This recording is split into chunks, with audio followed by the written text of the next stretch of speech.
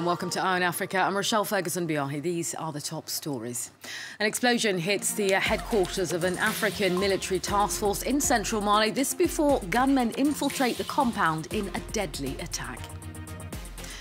Following marathon talks on migration, EU leaders propose financial incentives for North African nations to set up disembarkation platforms. The countries in question, though, reject the offer.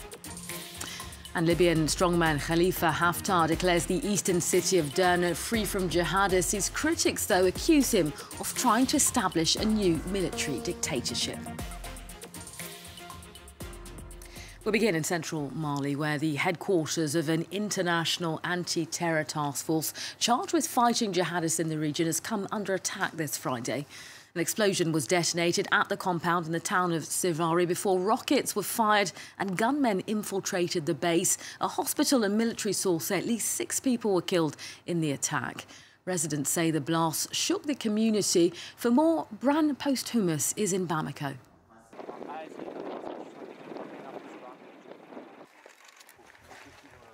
This comes just a few days before there is a major summit between the French President Emmanuel Macron and the G5 heads about how this force should be taken forward. They've been struggling to get the funds together to make this force operational. They have been struggling with the logistics of the whole thing and obviously the command and control structure. So this is a very, very clear message saying, listen, we can attack you at your heart when we want and how we want. And this is most definitely a high-profile attack that was designed to make this into a major setback to the G5 force. Next, following gruelling talks on migration, European leaders say secure centres could be set up in EU states to process asylum applications.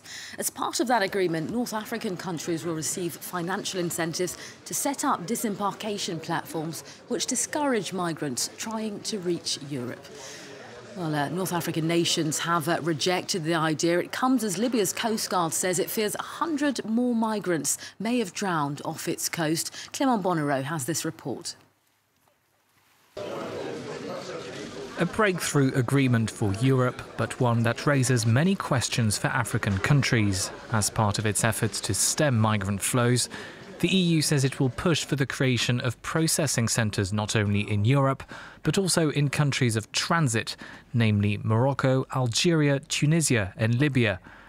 The aim of these so-called disembarkation platforms would be to screen migrants for asylum eligibility, this before they attempt to cross the Mediterranean. Reactions from North African countries, however, have been mixed.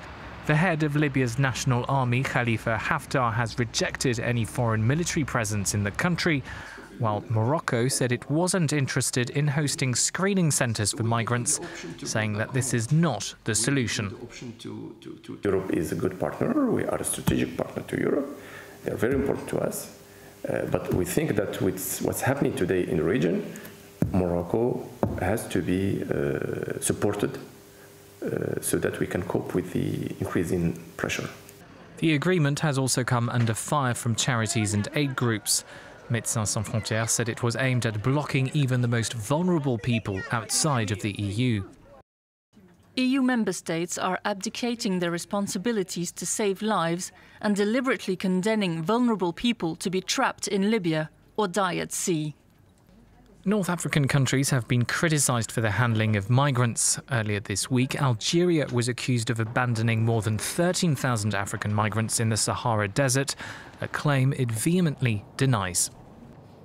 Staying in the region, the Libyan strongman Khalifa Haftar has declared the eastern city of Derna liberated from Islamist fighters. Seizing Derna marks a significant step for Haftar's Libyan National Army, one of several factions vying for power in the country.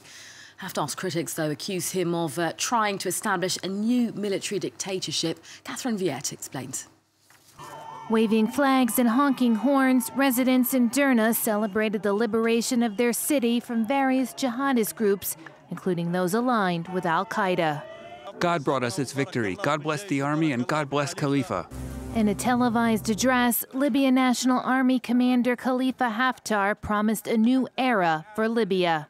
Today, the banner of terrorism is lowered by your victories, to be replaced by the banner of peace and tranquility, despite the terrorists and those who support them. With Haftar's victory in Derna, he's crushed the last bastion of opposition against him in the eastern part of the country. Derna, with a population of about 125,000 people, is in the key oil crescent region of Libya.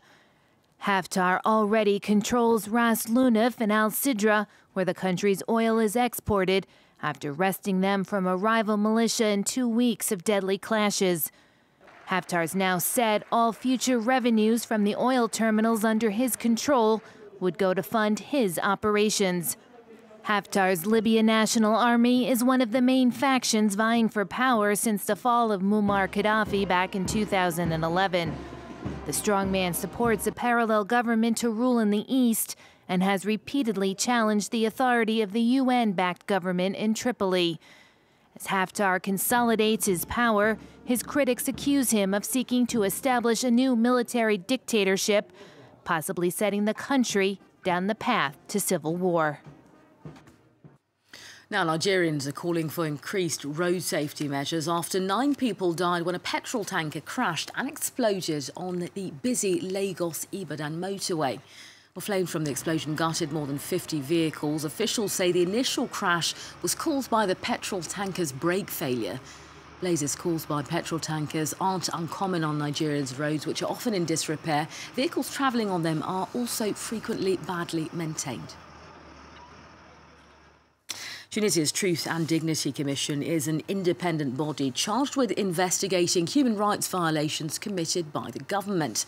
It began work following Tunisia's revolution back in 2011. Despite political pressure and a smear campaign, the cases it investigates are now starting to make it to the courtroom. Fadil Aliriza reports from the city of Nabil.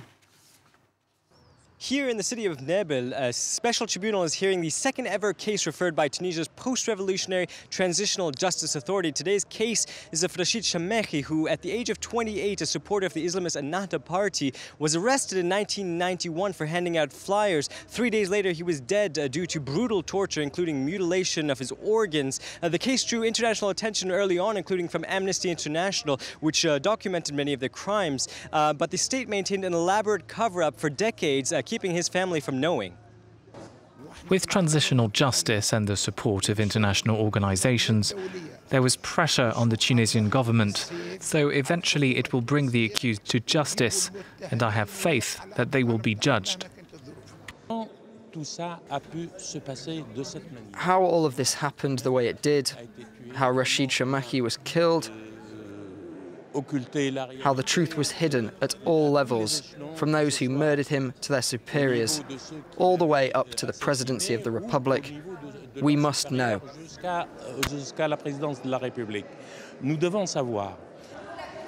The accused today include more than 24 officials from the former Ben Ali regime, including the president himself, his interior minister at the time, and the justice minister. The case of Chamehi is one of several who were tortured and killed in 1991 as part of a crackdown by the Ben Ali regime trying to wipe out its enemies at the time. While it happened decades ago, it's still fiercely political today. Recently, a major police union issued a statement saying that these trials amount to a broad denigration campaign against security institutions. Meanwhile, the use of torture has been documented to be continuing in Tunisia, while many say the impunity continues. And finally, some 40 African heads of states and governments are expected in the Mauritanian capital over the weekend for the 31st African Union Summit. Well, the two-day event will kick off on Sunday in Nouakchott, where topping the agenda will be free trade, corruption and security on the continent. AU chairman Rwanda's Paul Kagame is expected to promote free trade, while it's thought that France's Emmanuel Macron will push for a security initiative in the Sahel. Meanwhile, the chairperson of the AU Commission has called for action to end corruption.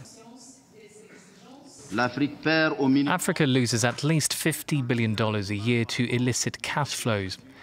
It's clear that retaining these resources on the continent would greatly help finance its development. We must go beyond words to demonstrate our commitment to fighting corruption with a leap towards concrete action. That's all from your Eye on Africa team. Up next, more international headlines. Do stay tuned. You're watching France 24.